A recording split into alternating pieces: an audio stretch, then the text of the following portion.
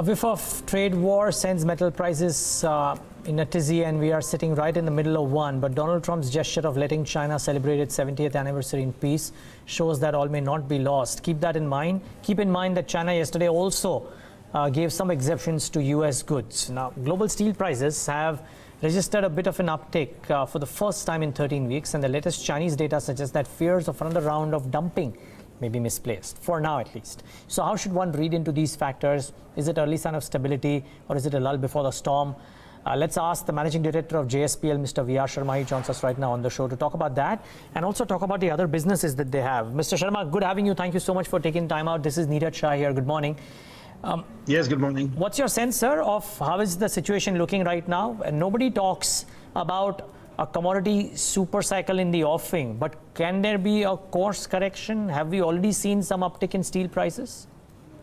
Yes, we are seeing a very positive result, and in last 4 days time the Chinese future trading has gone up, and has gone up to the tune of about 5 to 6%, which has given an impetus in the Southeast Asian markets. Especially the exports from India have become more viable, and within the country also, with the declaration of the Honorable Prime Minister's the total package as far as the infrastructure is concerned, that has started giving the results. There are positive sentiments across. We are getting a lot of inquiries, and the prices are also moving up a little. In last 10 days time, the prices have gone up by 1,000 to 1,500 rupees per ton, and this is a very positive sign. Mm-hmm. Would you believe, sir? I mean, is it possible to even predict whether this uptick or the current level of prices would sustain? And if that is indeed the case, with the raw material costs having fallen down, are we looking at an intermediate period of pretty strong fundamental performance, relative or standalone to the past? Yes, you're right. You see, the international prices have also softened in case of raw materials. Like coking coal prices have come down, the iron ore prices have come down. But there is always some time lag in between raw material prices versus the finished goods prices. But what was happening in last 3-4 weeks time, we were finding that the finished goods prices were going down more rapidly, more drastically than the raw material prices. So that time lag is now over. And from October onwards, there will be a complete balance. And so whatever the value addition is required for the steel industry, that will be available in a very comfortable way. Now, the other factor is the 100 lakh crore of rupees what government is intent to spend on infrastructure in the next 5 years. So that is a big boost. So each year, the investment should be about 20 lakh crores, which is a huge sum of money. And out of 20 lakh crore rupees, if you see, then steel, cement, and some other commodities will be benefited much more than the peer group. And out of, if we jot down to a different way, then we are finding that the companies like JSPL, we are only in the infrastructure steel manufacturing, like, for example, rails, plates, then the angle irons, beams, channels for the basic infrastructure, as well as for the Power Grid Corporation of India, that is for the transmission towers. So this is where we feel that we have a better future tomorrow. So if indeed the situation on the global front doesn't improve materially, right now it is showing some signs, but we have seen in the past 6-7 months that it may deteriorate equally swiftly. If that were to happen, but if the domestic scenario is looking so strong, would you believe that you would be much better placed now from now until the next 12 months compared to what you've seen in the past? Yes, amongst the peer group, we will definitely. We have some solid reasons, and we have very solid plan for this. Number one, we are fully booked as far as our rail capacity is concerned for next 1 year. So Government of India, the Indian Railway, they intend to buy about 1.7 million ton rail in this year. So there are only two suppliers. One is Steel Authority of India, that is Bhilai Steel Plant, and the second is JSPL Raigad plant. So both the plants in Chhattisgarh.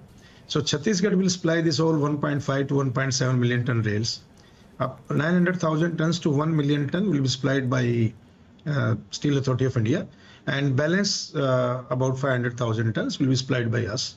Today we have firm confirm orders from Indian Railway, RINL, also from RVNL and RITES. So we have confirmed orders for about 350,000 tons for the Eastern Corridor, Western Corridor, for main tracks of the Indian Railway, high-speed railway. And now we are entering into a head-hardened rail business, which was being imported, especially for the metro rails in India. And we have already commissioned the facilities for head-hardened rails. So we'll be entering into metro rails supplies in a big way. So would all of this help you in even doing the course correction as far as your debt equity goes? I believe you're on record saying that you want to reduce your debt by 5,000 crores from a current debt of 37,000 odd crores. How much of it has been paid already? And looking at the stronger fundamentals compared to the peer set, do you think you can do more? Would you want to do more? Yes, we can do. I'll just tell you, there are three products we have, which are highly valuated products. One is rail, where we have orders for the next 1 year. There's no problem. And number two is the plates, the specialty plates. The specialty plates for defense, for special components, for shipbuilding, for companies like L&T and BHEL, for the pressure vessels. So we have orders for next 6 months. We are fully booked as far as the plates are concerned. And the orders are flowing in because we are making a very, very special product. Then after that, there's a product called wire rod. So in wire rods also, we are not in the general commodities. We are manufacturing wire rods only for specialty products. Then the last commodity what we have, that is a commodity I will tell, that is the rebars. Rebar, or very popularly known as TMT. So TMT or rebar is a product where there is a competition today. And with the new projects coming in, and the government is very serious in spending the money on infrastructure projects, I think the rebar demand will also pick up. Now the next question what you asked, the position of our company vis-a-vis the international scenario, we are very well placed when we see that yes, we have to supply the material, we have to maintain our EBITDA, and we have to reduce our debts. Your next question was that how much debts we already reduced. In the first quarter, we have brought it down by 1,500 crore rupees. And in the second quarter, again, we are bringing it down to again same level to 1,500 crore rupees. So total in this particular financial year, we'll be bringing down our debt by 5,000 crore rupees. Yeah. So we opened with 39,000 crore rupees in this particular financial year.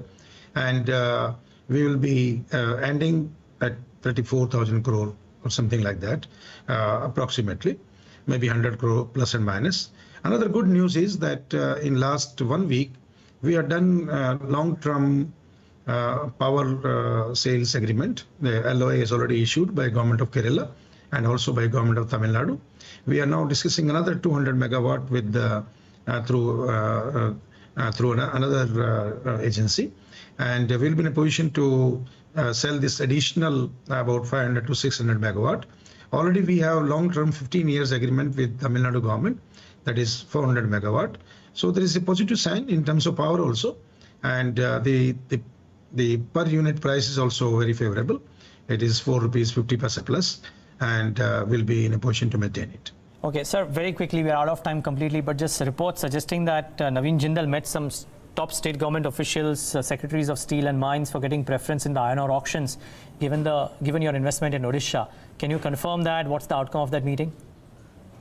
You see, we have been talking to government of Odisha and central government. We already invested more than 40,000 crore rupees in the state, and we are the front runner in terms of investments. And all these investments are the national assets, and the iron ore as well is the national asset. So what we are requesting to Government of India and Government of Odisha, that we must be given a priority in the mining sector, so that we can securitize our raw material side, and this is what our request is. So Government of Odisha has taken it very, very positively, and we are sure that we will get a very positive result from them. Okay, we wish you all the best for that. Thank you so much, Mr. Sharma, for joining me today and giving us your thoughts. Appreciate your time. Thank you so much. Thank you. All the best. That's a bullish VR Sharma, the managing director of JSPL. The stock's not done too badly. The steel space at large is doing okay. And by the way, as we wrap up the show, keep in mind that the Nifty Bank is now at the highest point of the day, 270 points higher, up about 1%, and it's pulling up the indices, the other benchmark indices, Nifty, Sensex, along with it. I reckon that the broader markets too should be doing okay.